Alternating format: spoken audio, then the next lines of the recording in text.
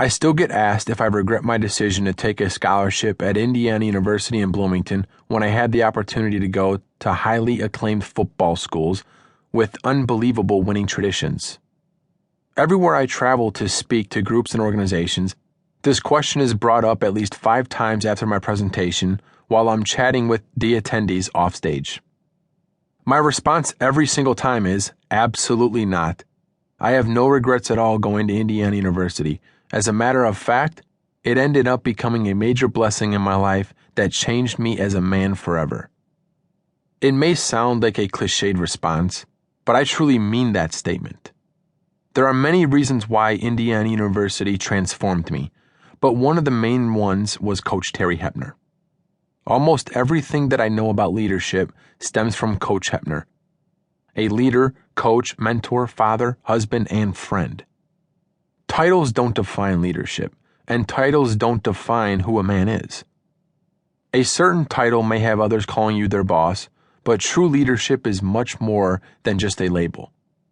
It involves the imagining and execution of a grand vision, where leaders enroll others to be passionate about effectuating that vision and bringing it to reality.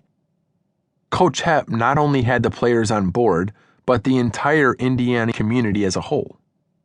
Indiana has always been a predominantly basketball state, so to have the community recognize and champion football the way it did when I was there is a true testament to Coach Hep.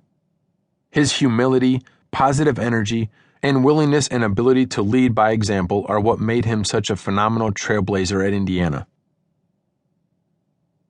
Key leadership traits of every great leader.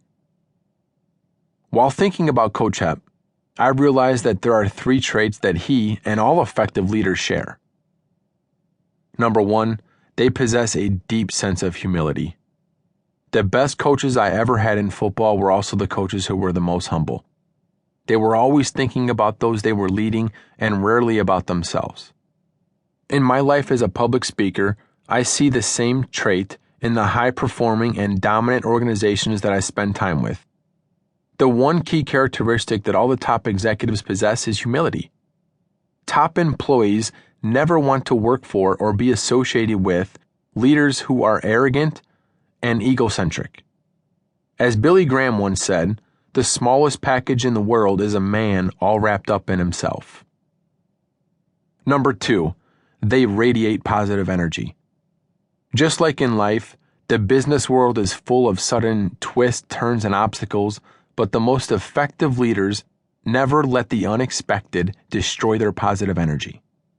It's your job as a leader to stay positive and strong in the face of uncertainty. Your people already have enough demands at work and at home.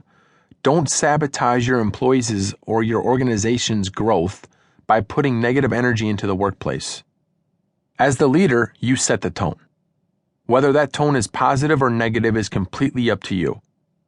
If you're not radiating positive energy, how do you expect your people to? Number 3, they lead by example.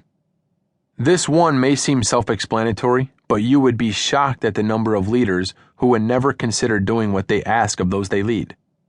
One of the best ways to lose the respect and trust of your people is to continually fail to lead by example.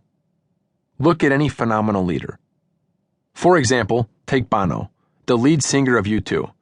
When interviewed by Misty Meeks in Fortune magazine, he said, "Real leadership is when everyone else feels in charge." True to his word, Bono has always made everyone else feel important when it comes to giving back to life. According to the article, Bono's accomplishments are exemplary. Not only did he help persuade global leaders to write off debt owed by the poorest countries, but he also encouraged political administrations and others to vastly increase AIDS relief. He continually serves mankind by enlisting major companies and millions of people worldwide to combat AIDS, poverty, and preventable diseases.